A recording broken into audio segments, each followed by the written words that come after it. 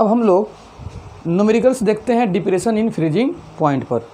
सबसे पहले फार्मूला क्या आया था ज़रा देखो तो, डेल्टा टी एफ बराबर के एफ इंटू मोलालिटी, ये फार्मूला आया था। डेल्टा टी एफ को क्या लिखेंगे हम लोग, T naught F minus T F के एफ इंटू मोलालिटी को क्या लिख देंगे, मोल of solute upon KG of solvent, KG of solvent. ये फार्मूला हम लोग इस्तेमाल करेंगे, ठीक है। अच्छा, बॉइलिंग पॉइंट वाला भी एलिवेशन इन बॉइलिंग पॉइंट में भी इसी टाइप का फार्मूला आया था, लेकिन उसमें क्या था, T B minus T naught B था बराबर K B into mole of solute upon K G of solvent. तो उसमें क्या था, T B minus T naught भी था और यहाँ पर T naught F minus T F होगा। इसको ध्यान रखना बहुत ज़रूरी है, ठीक है। तो यही फार्मूला इस्तेमाल होगा क्वेश्चन में। इस फार्मूला को आप ज़रा ध्यान से देखते रहिएगा जो मैं बता चुका हूँ। देखो 45 ग्राम ऑफ इथाइलिन ग्लाइकोल, जिसका दिया इथाइलिन ग्लाइकोल का फार्मूला दिया है, is mixed with 600 gram of water, calculate freezing point depression. Freezing point depression का मतलब क्या होता है, डेल्टा टी एफ निकालना है। क्या निकालना है, डेल्टा टी एफ निकालना है। और फ्रीजिंग पॉइंट ऑफ सॉल्यूशन, दूसरा क्वेश्चन ये पूछ रहा है कि सॉल्यूशन का फ्रीजिंग पॉइंट आपको निकालना है, ठीक है। टी एफ का मतलब सॉल्यूशन का फ्रीजिंग पॉइंट। और के F for water is 1.86 kelvin के जी पर मोल दिया हुआ है। तो चलते हैं सॉल्व करते हैं। पहला ज़रा देखो, पहला क्वेश्चन क्या बोल रहा है, डेल्टा टी एफ निकालना है। तो डेल्टा टी एफ बराबर क्या होता है, के एफ। तो के एफ का वैल्यू कितना दिया, 1.86 इंटू मोल ऑफ सॉल्यूट। तो मोल किसे निकालेंगे, 45 और अपॉन मोल बराबर क्या होता है, W/M होता है। तो आप ऐसा करते हैं, एक मतलब फिर पूरा लिख देते हैं formula, mole of solute upon KG of solvent, KG of solvent, ये था फार्मूला, ठीक है। तो डेल्टा टी एफ निकालना है। तो 1.86 तो के एफ हो गया। मोल ऑफ सॉल्यूट कैसे निकालोगे, तो 45 ग्राम दिया है सॉल्यूट आपका, और अपॉन इसका मॉलिक्यूलर वेट 62 आता है, निकालना देखना 62 आएगा, ठीक है ना। कैसे 62 आएगा देखना, कार्बन का 12 इंटू 2, 12 इंटू 2 प्लस 1 इंटू 6 और 16 इंटू 2, तो 24, 6 और ये 32, तो कितना हो जाएगा आपका 62 आ जाएगा, 62, ठीक है। 62 में लिखा हूँ, सही बात है। और केजी ऑफ सॉल्वेंट, सॉल्वेंट कितना ग्राम दिया है, 600 ग्राम ऑफ वाटर। तो 600 अपॉन 1000 से डिवाइड करना, और डिवाइड करोगे तो कितना आएगा, डिवाइड करोगे तो 2.25 केल्विन आ जाएगा, 2.25 केल्विन आ जाएगा। केल्विन क्यों आ जाएगा, क्योंकि केएफ का यूनिट किस में दिया है, केल्विन में दिया है। यहाँ पर केल्विन में केएफ का यूनिट दिया है, इसलिए केल्विन में ही हम आंसर लिखेंगे। पहला क्वेश्चन हो गया। दूसरा क्वेश्चन क्या पूछ रहा है, जरा देखो, बहुत आसान है। कह रहा है कि फ्रीजिंग पॉइंट ऑफ सॉल्यूशन निकालिए, सॉल्यूशन के फ्रीजिंग पॉइंट। तो एक चीज़ तो हम जान चुके हैं कि डेल्टा टी एफ तो हम निकाल चुके हैं फार्मूला से, और फार्मूला डेल्टा टी एफ का क्या होता है, T naught F minus T F होता है, T naught F minus T F. तो यही निकालना है सॉल्यूशन का फ्रीजिंग पॉइंट। तो टी एफ बराबर क्या हो जाएगा, टी एफ बराबर हो जाएगा T naught F minus delta T F, T naught F minus delta T F, कोई दिक्कत। और टी नॉट एफ क्या है, freezing point of pure solvent, और सॉल्वेंट यहाँ पर क्या है, वाटर सॉल्वेंट है, वाटर, ठीक है। तो वाटर का फ्रीजिंग पॉइंट कितना होता है, 0 डिग्री सेल्सियस, और 0 डिग्री को तुम केल्विन में बदल दो, केल्विन में, तो 273 होता है। और माइनस डेल्टा टी एफ कितना दिया है, 2.25 केल्विन में, इसलिए हम बदल दिए क्योंकि ये आपका केल्विन में है, ठीक है। और यहाँ से आप इसको सब्सट्रैक्ट कर लेना, सब्सट्रैक्ट करोगे तो कुछ आपका आंसर आएगा। करने के बाद कितना आ गया, 270.75, मतलब 270.75 केल्विन आ गया आपका freezing point of solution. TF को क्या बोलते हैं, freezing point of solution. Note कर लें इसको। अब ये अगला न्यूमेरिकल देखो, बहुत आसान है। पहले क्वेश्चन पढ़ो, और क्वेश्चन पढ़ के पहले तुम लिखो गिवन क्या क्या दिया है। जब भी क्वेश्चन न्यूमेरिकल सॉल्व करना है तो गिवन डेटा पहले लिखो। 1 gram of non volatile solute, तो नॉन वोलेटाइल सॉल्यूट जो है कितना दिया है आपका, 1 ग्राम दिया है, ठीक है। इन 50 gram of benzene, 50 gram benzene है। बेंजीन क्या हो जाएगा आपका, जो कि आपका ये क्या हो जाएगा, बेंजीन सॉल्वेंट है। बेंजीन आपका क्या है, ये बेंजीन सॉल्वेंट है। और ये कितना है, 50 gram, 50 gram. Lower the freezing point of benzene by 0.40, मतलब डेल्टा TF को ही क्या बोलते हैं हम लोग, depression in freezing point. Lowering in freezing point बोलो चाहे डिप्रेशन इन फ्रीजिंग पॉइंट बोलो, बात क्या है, सेम। डिप्रेशन मतलब घटना, और यहाँ पर क्या लिखा है, lowered the freezing point of benzene, मतलब बेंजीन का फ्रीजिंग पॉइंट घट रहा है। क्यों कि बेंजीन तुम्हारा अगर प्योर है अकेला तो उसका कुछ फ्रीजिंग पॉइंट होगा, और जैसे ही नॉन वोलेटाइल सॉल्यूट मिला देंगे तो अब बेंजीन का फ्रीजिंग पॉइंट घट जाएगा, क्योंकि सॉल्वेंट ही फ्रीज होता है ना जी। तो पहले प्योर स्टेट में था तो फ्रीज हुआ, और फिर जैसे ही उसमें नॉन वोलेटाइल सॉल्यूट मिला देंगे तो फ्रीज होगा, लेकिन काफ़ी ज़्यादा टेम्परेचर डाउन करना पड़ेगा। लेकिन दोनों केस में, प्योर में चाहे सॉल्यूशन में, दोनों केस में सॉल्वेंट ही फ्रीज होता है। तो अब बेंजीन फ्रीज हो रहा है, बेंजीन में जब हम डाल दिए नॉन वोलेटाइल सॉल्यूट तो फ्रीजिंग पॉइंट कितना से घट गया है, 0.40 केल्विन। तो डेल्टा TF क्या हो गया, 0.40 केल्विन। इसी को बोलते हैं डिप्रेशन इन फ्रीजिंग पॉइंट, चाहे लोअरिंग इन फ्रीजिंग पॉइंट, वो दे दिया है। Find the molar mass of solute, molar mass of solute निकालना है। मोलर मास ऑफ सॉल्यूट हम लोगों को निकालना है, और KF फॉर बेंजीन आपका दे दिया है। तो हमारे पास वही फार्मूला है, क्या कौन सा फार्मूला है, डेल्टा TF बराबर KF into mole of solute upon kg of solvent, kg of solvent, यही फार्मूला है हमारे पास। ठीक है, फ्रीजिंग पॉइंट से रिलेटेड क्वेश्चन को सॉल्व करने के लिए डेल्टा TF कितना दे दिया है, 0.40,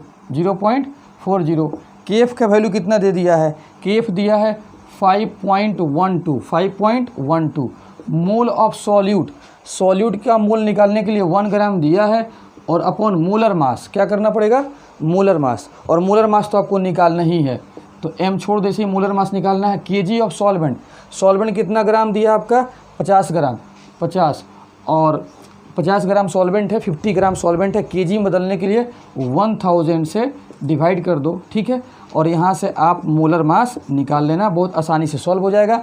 तो अब इसको सॉल्व करोगे तो 256 ग्राम पर मोल आएगा मोलर मास। मोलर मास में तुम पर मोल लगा देना, क्योंकि मोलर मास 1 मोल के लिए होता है, तो 256 ग्राम तो होगा, लेकिन 1 मोल का मास होता है मोलर मास। ये आपका आंसर हो जाएगा, इसको नोट कर लें।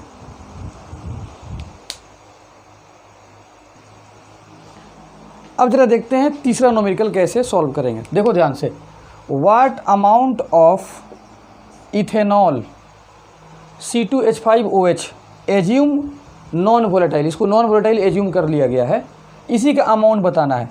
Must be dissolve in 1 kg of water so that its freezing point at -2 degree Celsius.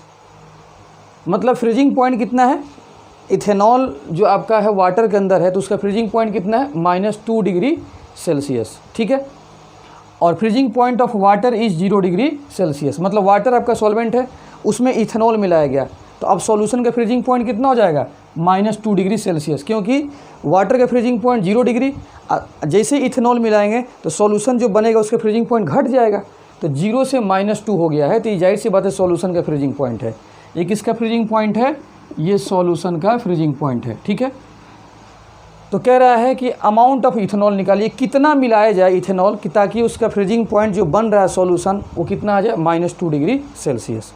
तो हमारे पास फार्मूला क्या है, ये T0F - TF बराबर KF into mole of solute upon kg of solvent, kg of solvent, mole of solute upon kg of solvent. जरा बताइए T0F कितना दिया है, प्योर वाटर, प्योर का 0 डिग्री कितना दिया है, 0 डिग्री दिया है, 0 रख दो, कोई दिक्कत नहीं है। लेकिन अगर 0 डिग्री अगर डिग्री में रखे हो तो इधर भी डिग्री में रख देना, और केल्विन में रखे हो तो इधर भी केल्विन में, सेम यूनिट कर देना, चाहे तुम डिग्री में डिग्री में रखो, चाहे केल्विन में रखो, कोई दिक्कत नहीं है। ठीक है, और TF कितना दिया है आपका, ये TF खुद माइनस में दिया, -2 डिग्री दिया हुआ है। ठीक है, और TF हो गया -2, और KF कितना दे दिया, 1.86 मोल ऑफ सॉल्यूट। तो अमाउंट ऑफ इथेनॉल कितना नहीं पता है, तो इसको x मान लेते हैं, और मोलर मास से डिवाइड करते हैं तो 46 आएगा इथेनॉल का। देखना C2H5OH कार्बन 24 हो जाएगा 2 कार्बन के लिए, और हाइड्रोजन 6 है, और ऑक्सीजन कितना 16, तो 46 हो जाएगा। ठीक है, और केजी ऑफ सॉल्वेंट कितना है 1 kg दिया हुआ है 1 kg, तो ये क्या हो जाएगा 2 हो जाएगा इधर 1.86 इंटू एक्स अपॉन 46 हो जाएगा। ठीक है, तो करोगे तो यहाँ से x का वैल्यू निकालना अप्रॉक्स 50 ग्राम के बराबर आएगा, 50 ग्राम के बराबर आना चाहिए। ठीक है, सॉल्व कर लेना, एक मरतबा देख लेना, सिंपल इक्वेशन है, आसानी से सॉल्व कर लेना, इसको नोट कर ले। अब जरा देखते हैं ये न्यूमेरिकल, बहुत आसान न्यूमेरिकल है, ध्यान से यहाँ पर देखना है, दिमाग लगाओ। An aqueous solution contains 10% wait by weight of urea, तो 10% wait by weight of urea का मतलब 100 ग्राम सॉल्यूशन है और 10 ग्राम आपका क्या है यूरिया है, 10 ग्राम यूरिया। तो सॉल्वेंट कितना हो जाएगा, सॉल्वेंट यूरिया तो आपका सॉल्यूट हो जाएगा, तो सॉल्वेंट कितना हो जाएगा आपका, सॉल्वेंट हो जाएगा 90 ग्राम। ये हम देखकर इतना, इसको देखकर मीनिंग निकाल लिए। तो कह रहा है calculate freezing point of solution, कह रहा है कि सॉल्यूशन का फ्रीजिंग पॉइंट निकालिए। तो हम लगा देंगे formula T0F minus TF, KF का वैल्यू कितना दिया है, KF चलो एक मरतबा लिख देते हैं formula, mole of solute upon kg of solvent. अब बताओ फ्रीजिंग पॉइंट ये किसका, प्योर वाटर का है, चलो 0 रख दो 0 डिग्री, माइनस तो TF हम लोगों को निकालना है, TF क्या करना है निकालना है।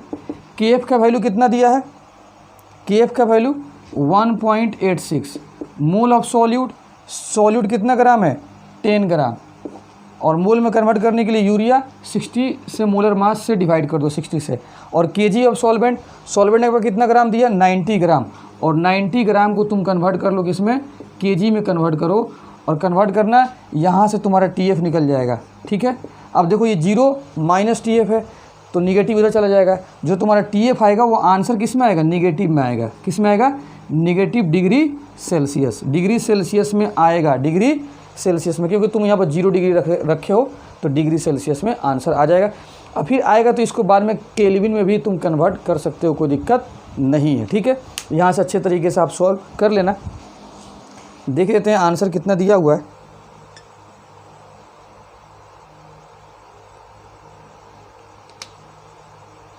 अप्रॉक्स आपका यहाँ पर -3.4 आएगा, -3.4 डिग्री सेल्सियस के आसपास में आ जाएगा।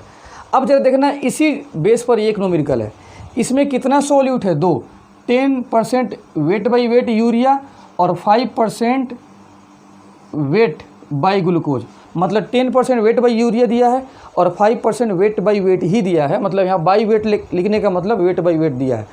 तो सॉल्यूशन 1 है, तो 100 ग्राम सॉल्यूशन में 10 ग्राम यूरिया है और 5 ग्राम ग्लूकोज है।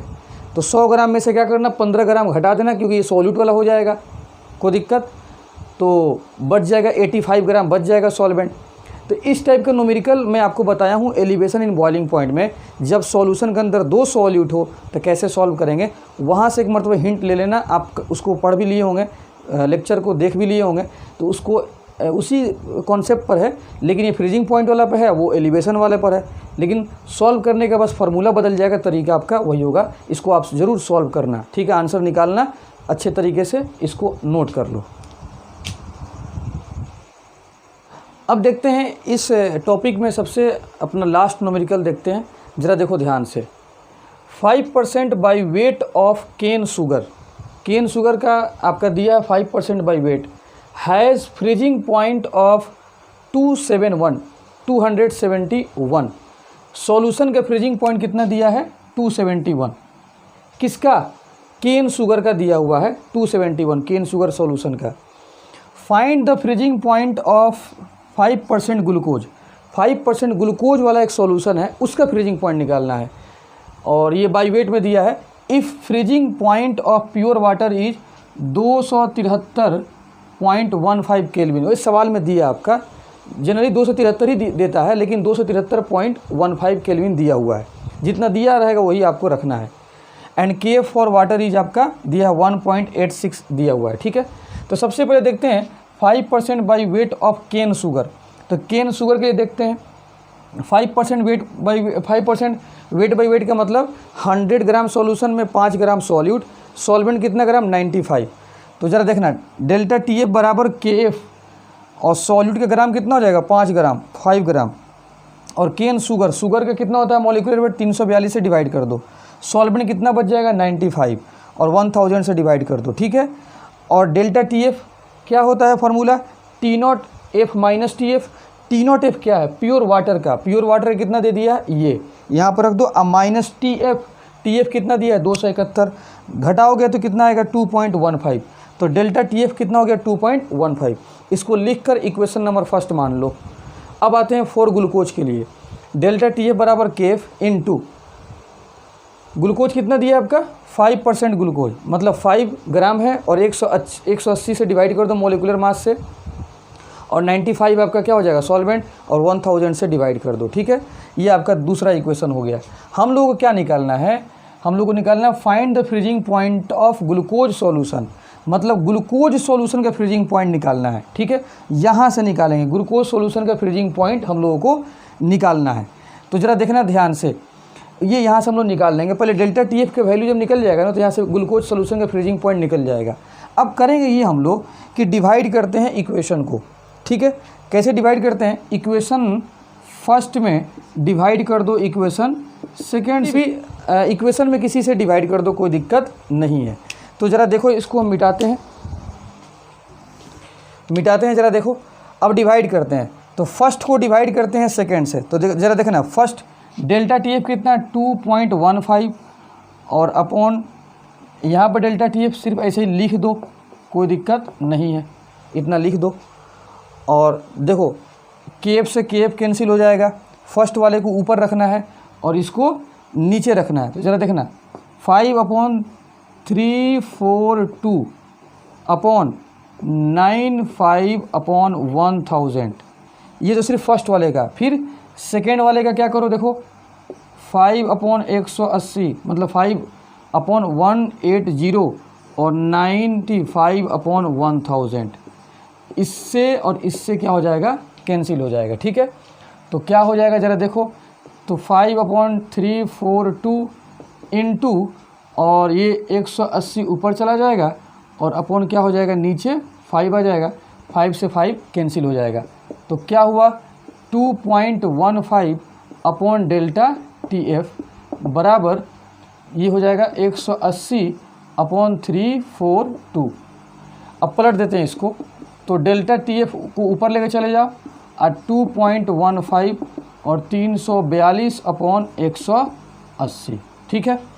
तो 342/180 और इसको लिख सकते हैं 1.9। 342 में 180 से डिवाइड करोगे तो 1.9 आ जाएगा। तो बताओ क्या हो जाएगा, डेल्टा टी एफ 1.9 इंटू 2.15। अब निकालना क्या है, हम लोग को ये निकालना था ग्लूकोज सॉल्यूशन का फ्रीजिंग पॉइंट। इसका क्या होता है formula, delta T naught F minus T F बराबर 1.9 इंटू 2.15, और हम लोग को निकालना है टी एफ। तो ये टी एफ निकालना है, ठीक है, टी एफ निकालना है। तो ज़रा देखो ध्यान से देखिए, टी नॉट एफ कितना दिया है क्वेश्चन में, टी नॉट एफ दिया है वाटर के लिए कितना 273.15।